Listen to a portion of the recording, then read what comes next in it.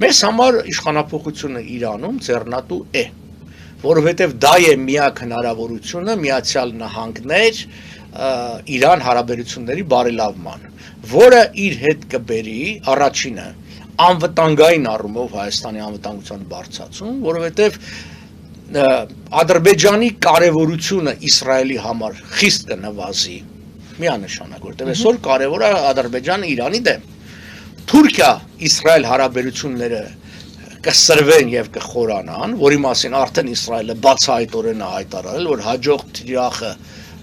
դա լինելու է Թուրքիան, եւ Թուրքիան էլ այսպես ասած հակա իսրայելական դիրքորոշում ունի։